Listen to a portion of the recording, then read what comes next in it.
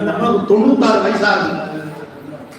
இந்த சமாஜத்தை நடத்தி கொண்டு வரக்கூடிய ஸ்ரீ ராஜகோபாலன் சுவாமியினுடைய பாரியாளாக இருக்கக்கூடிய ராஜலட்சுமி அம்மா நம்ம 90 வயசுல நான் நம்பலை போறேன்.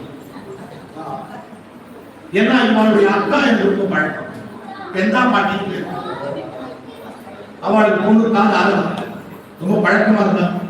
இன்னொரு விஷயம், இந்த மாமியினுடைய குடும்பத்தார்கள் எனக்கு ரொம்ப ரொம்ப க்ளோஸ். எப்போ நிறைய பேசிட்டு இருப்பேன் அவளுக்கு. நான் இப்படி ஒரு சமாஜத்தை இவ்வளவு வருஷம் நடத்தி ஒரு ஆஸ்திகம் வளர்ப்பதற்காக இந்த குழந்தைகள் இன்னைக்கு என்ன ஆகுது?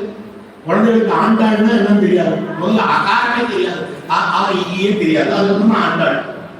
ஆனா இவாளுக்கெல்லாம் இந்த நிலையின் மூலமாக, இந்த கோதா பக்த சமாஜத்தின் மூலமாக ஆஸ்திகத்தை இளைய தலைமுறையின் உட்பட அறியும்படியாக பண்ணி கொண்டு வருகிறார். இது ரொம்ப முக்கியம். நாங்கள் எல்லாம் உபன்யாசம் சொல்லிட்டு போயிடுவோம். புஸ்தகத்தை பார்ப்போம், பிராப்தியம், பிராபகம், உபாயம், உபேயம், அது இதுன்னு சொல்லிட்டு போடுவோம். வெள்ள பட்ச 2 மணி நேரம். இந்த உபன்யாசத்தினால என்ன பிரயோஜனம்? உங்களுக்கு என்ன பிரயோஜனம் இல்லை? ஒரு பிரயோஜனம் கிடையாது. சுவாமி இப்படி சொல்றீங்க, ஆனா ஒரு பிரயோஜனம் இருக்கு.